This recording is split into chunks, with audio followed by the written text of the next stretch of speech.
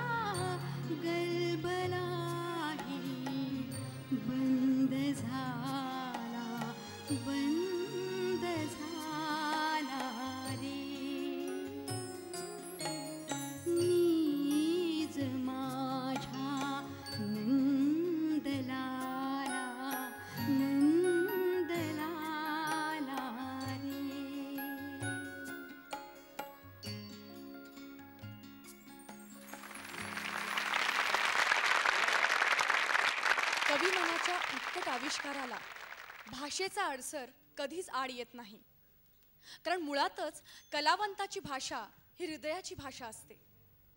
पाडगावकरांना याची पक्की जाणीव होती, म्हणूनच त्यांचं मन इतर भाषांमधल्या उत्तम निर्मिताचाही शोध घेत राहिलं आणि त्यांनी काही सुंदर भाषांतरही केली. ते फार महत्त्वाचं काम करतायत आणि ते म्हणजे हिंदीमधले किंवा इंग्रजीमधले चांगल्या पुस्तकांचं भाषांतर करतायत. त्यांच्याकडे नुसती नजर टाकली तरी आपल्याला असं दिसेल की त्यांनी मीरेचं भाषांतर केलं, त्यांनी कबीराचं भाषांतर केलं, त्यांनी सूरदासचं भाषांतर केलं, त्यांनी शेक्सपियरच्या टेम्पेस्टचं भाषांतर केलं, त्यांनी ते ज्युलियस सीझरचं भाषांतर केलं. इतक्या हेतुपूर्वक इतर भाषांमधलं वाङ्मय मराठीत आणणं ही पण पाडगावकरांनी मराठी वाचकाला दिलेली मोलाची देणगी आहे. जे उत्तम ते आपल्या वाचकांनी वाचावं, ऐकावं अशी इच्छा त्यामागे आहे.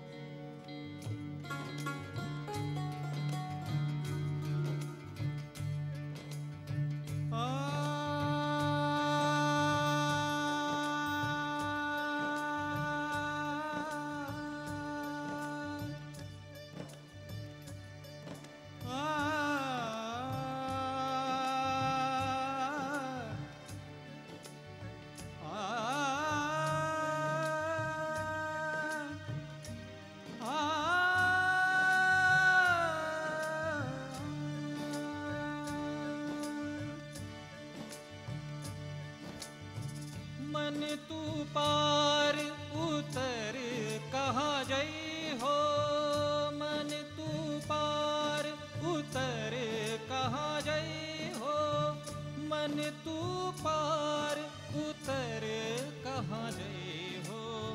आगे पंथी पंथ न कोई, आगे पंथी पंथ न कोई, पूछ मुकाम न पई हो. मन तू पार उतर कहाँ गई हो.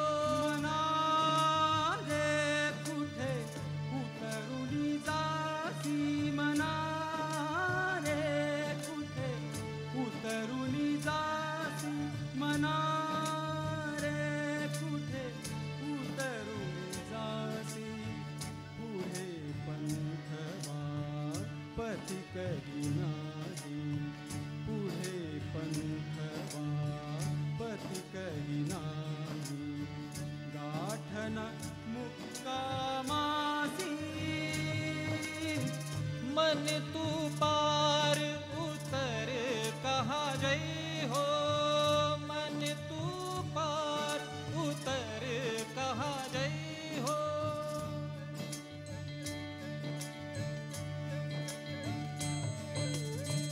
नसे नीर नावाडी नौका, कुणी न दोर खेचाया. गगन धरा काल गती नाही, नसे तीर उतरा. मना रे कुठे उतरुनी जासी, मन रे पार उतर कहाँ गई हो.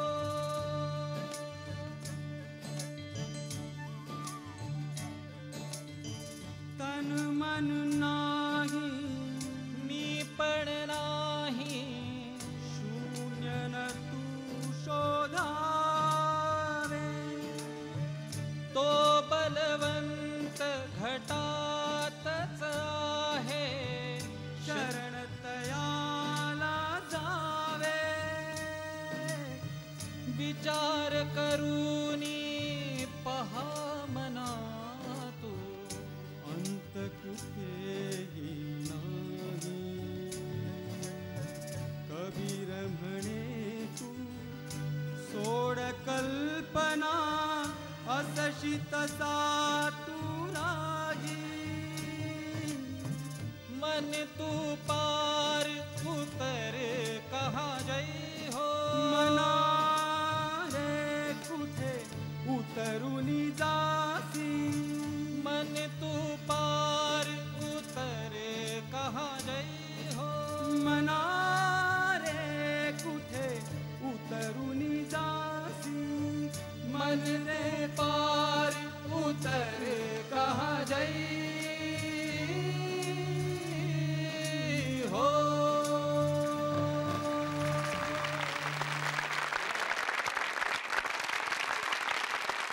पाडगावकरांनी आपल्या काव्यलेखनाच्या सुरुवातीलाच म्हटलं होतं, अखंड नूतन मला ही धरित्री.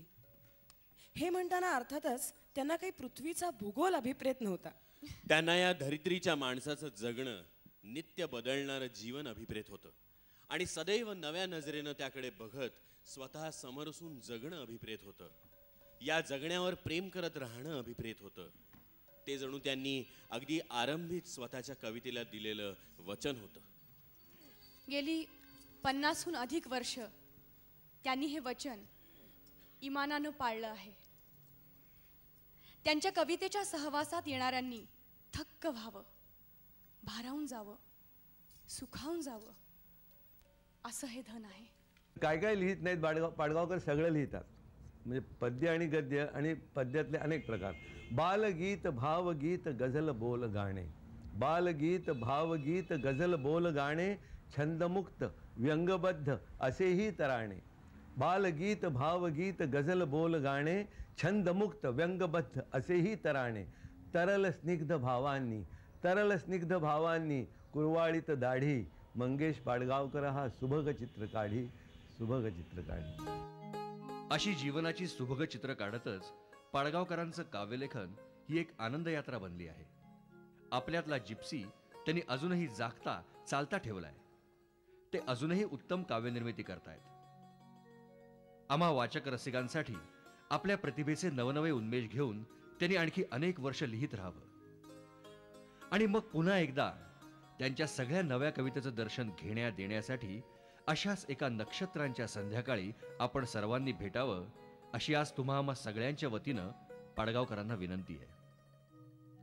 आणि ज्या दयाघनापाशी त्यांनी त्याचे गीत गाण्यासाठी सूर लावू दे अशी आळवणी केली आहे, त्याच दयाघनापाशी आपली ही तशीच प्रार्थना आहे. तिन्ही लोक आनंदाने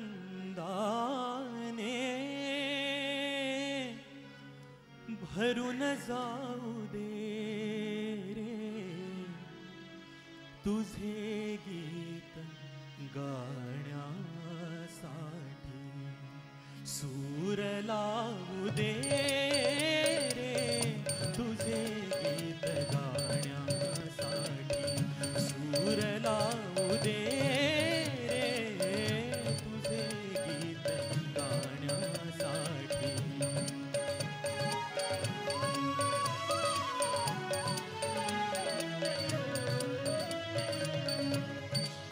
तुरे माळून आल्या निळ्या निळ्या लाटा, रान फुले लेवून सजल्या या हिरव्या वाटा. शुभ्र तुरे माळून आल्या निळ्या निळ्या लाटा, रान फुले लेवून सजल्या या हिरव्या वाटा. या सुंदर यात्रेसाठी, या